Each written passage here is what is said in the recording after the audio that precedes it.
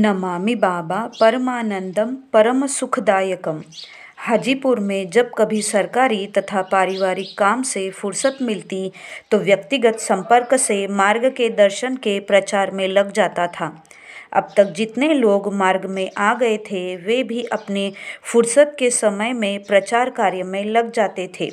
इस तरह हम लोगों का प्रचार हाजीपुर के क्षेत्र में आचार्य श्री दीप नारायण जी और आचार्य श्री कुलदीप जी के नेतृत्व में चल रहा था। अधिकतर प्रचार बुद्धिजीवी लोगों के बीच ही हो रहा था।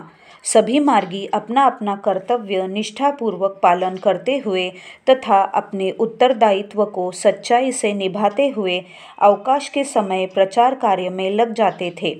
इसी कर्तव्य पालन के सिलसिले में मैं सरकारी काम से दौरे पर निकला हुआ था। कई दिनों से मेरा पड़ाव महनार में था। वहाँ काम समाप्त कर जिस दिन मैं हाजीपुर लौटने ही वाला था कि हाजीपुर से मेरी पत्नी का फ़ोन आया कि आज परम पूज्य बाबा 4 बजे के लगभग अपराह्न में पटना की ओर से सोनपुर पहुंच रहे हैं और व्यवस्थापक जी ने तार द्वारा सूचना दी है कि मैं वहां पहुंच परम पूज्य बाबा के लिए अल्पाहार की व्यवस्था करूं। यह समाचार सुन मेरा हृदय गदगद हो गया। खुशी के मारे लगा मन भर आया और मेरी वाणी मुख होने लगी। भराई हुई आवाज़ से ही मैंने अपनी पत्नी से कहा कि यद्यपि समय कम है फिर भी पवित्रतापूर्वक जो कुछ भी हो सके पूज्य बाबा के अल्पाहार के लिए तैयार कर मुझसे हाजीपुर स्टेशन पर मिलो। जिस गाड़ी से मैं लौट रहा हूँ उसी गाड़ी से हम लोग सोनपुर चलेंगे। मैंने अपनी पत्नी से कहा कि हाजीपुर के सभी मार्गियों को परम पूज्य बाबा के आगमन की सूचना कर दो। महनार से ही मैंने आचार्य श्री दीप नारायण जी को पूज्य बाबा के आने की सूचना दे दी और उनसे आग्रह किया कि मेरे लौटते समय वे चक सिकंदर स्टेशन पर मेरे साथ हो ले। इसके बाद ही वहाँ का काम समाप्त कर मैं महनार स्टेशन के लिए रवाना हो गया। मैं मन ही मन बार बार सोच रहा था कि परम पूज्य बाबा कितने दयालु है कि अपने अनेक सुप्रतिष्ठित तथा उच्च पदासीन भक्त शिष्यों के होते हुए भी सेवा का यह पुनीत सौभाग्य मुझे दिए। यह तो शाक विदुर घर परायण वाली बात हो गई। यद्यपि मैं विदुर जैसा भक्तराज न कभी था और न हूँ। यह मात्र परम पूज्य बाबा की कृपा ही थी कि मुझ जैसे साधना विहीन व्यक्ति को भी सेवा का सौभाग्य दिए। खुशी के आंसू न चाहते हुए भी बार बार छलक जाते। धन्य है बाबा की लीला और धन्य है बाबा का प्यार। कहाँ गया वो प्यार और वे दिन अब। आज के परिप्रेक्ष्य में बीते क्षण की याद कभी कभी बहुत ही दुखदायी हो जाती है। चक सिकंदर स्टेशन पर भक्त श्रेष्ठ आचार्य श्री दीप नारायण जी मिल गए तथा हाजीपुर स्टेशन पर मेरी पत्नी बच्चों तथा पारिवारिक सहायक के साथ परम पूज्य बाबा के लिए जलपान का सामान लिए खड़ी थी। वे टिफ़िन कैरियर अपने हाथ में लिए थी और टिफ़िन बॉक्स पारिवारिक सहायक के सिर पर था। मुझे देखते ही वे सभी मेरे डिब्बे में चले आए। उन्होंने बताया कि जल्दी में पूज्य बाबा के लिए कुछ शुद्ध घी में कचौड़ी और 2-3 तरह की सब्जी ही तैयार कर सकी। हलवा के अलावे और मिष्टान्न तैयार करने का सुअवसर नहीं मिला। अतः बाजार से 2 तरह की अच्छी मिठाई और फल मंगवा लिया है।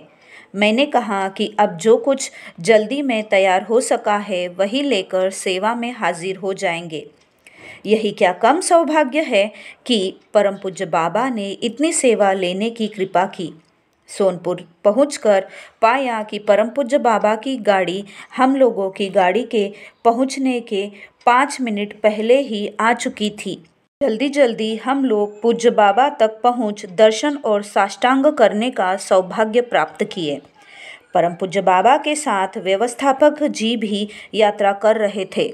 उनसे नमस्कार प्रति नमस्कार तथा कुशल क्षेम का आदान प्रदान होने के बाद मैं परम पूज्य बाबा के जलपान के लिए लाया हुआ सामान उनके हवाले करने लगा। उन्होंने आज्ञा दी कि इन सभी सामानों को परम पूज्य बाबा के सामने लगा दे। टिफ़िन बॉक्स खोलने के बाद पाया कि जलपान की सामग्रियों को परोसने के लिए मेरी पत्नी घर से ही बहुत से प्लेटों साफ करके अपने साथ लाई थी। यह देख मुझे बहुत ही प्रसन्नता हुई। मेरी पत्नी जलपान का सामान परम पूज्य बाबा के सामने लगा ही रही थी कि आचार्य श्री दीपनारायण जी दौड़कर एक पात्र में परम पूज्य बाबा के हाथ धोने के लिए जल ले आए। अब परम पूज्य बाबा हम लोगों से बातें भी कर रहे थे और जलपान भी। इसी बीच मेरी नज़र पूरे लाल मिर्च के एक पृष्ठ अचार पर पड़ी और मेरा कलेजा धक से रह गया। मैं मन ही मन बहुत डर गया और सोचने लगा कि मेरी पत्नी ने यह क्या कर दिया। पूज्य बाबा को इस अचार जैसी कड़वी चीज़ें खाते कभी नहीं देखा था। ठीक मेरी जैसी हालत आचार्य श्री दीपनारायण जी की भी हुई। हर चीज़ सामने परोसी जा चुकी थी और अब संभव नहीं था कि उसे वहाँ से हटा सकूं। उस समय परम पूज्य बाबा बहुत ही प्रसन्न मुद्रा में थे। अतः मैं मन ही मन प्रार्थना करने लगा कि किसी प्रकार परम पूज्य बाबा की नज़र इस अचार पर नहीं पड़े तो अच्छा हो। परंतु हुआ इसके ठीक विपरीत। कृपा निधान बाबा ने उसे देखा और उसकी प्रशंसा करते हुए लाल मिर्च की उत्पत्ति तथा ईरान से इसके भारत में आगमन का इतिहास बताते हुए जलपान करने लगे। जलपान करते समय पूज्य बाबा भोजन के हर चीज़ की अलग अलग प्रशंसा करते जाते थे और प्रसन्नतापूर्वक खाते जाते थे। बीच बीच में उस लाल मिर्च के अचार को भी खा लेते थे। परम पूज्य बाबा को प्रेम पूर्वक लाल मिर्च का अचार खाते देख मेरे मन में डर धीरे धीरे खत्म हुआ। इतना ही नहीं, मैंने पाया कि जलपान समाप्त करते करते परम पूज्य बाबा लाल मिर्च के उस अचार को भी समाप्त कर गए। यद्यपि अन्य भोज्य पदार्थ जिसे हम लोग अच्छा समझते थे काफ़ी मात्रा में वे छोड़ दिए। बार बार आग्रह करने पर पूज्य बाबा ने थोड़ी मिठाई अवश्य ली, परंतु चर्चा उस लाल मिर्च की ही रही। परम पूज्य बाबा के जलपान कर लेने के बाद व्यवस्थापक जी को भी जलपान कराया। अब तक परम पूज्य बाबा की गाड़ी के खुलने का समय हो गया था। अतः हम लोग पारी पारी पूज्य बाबा को साष्टांग कर गाड़ी से नीचे उतर आए।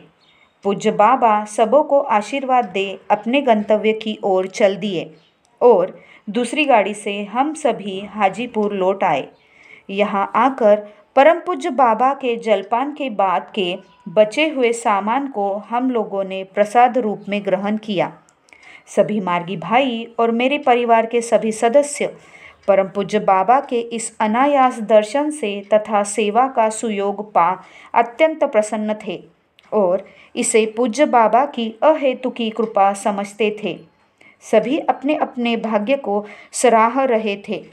परम पूज्य बाबा की इस अहेतुकी कृपा की चर्चा हाजीपुर के भक्तों के बीच काफ़ी समय तक रही।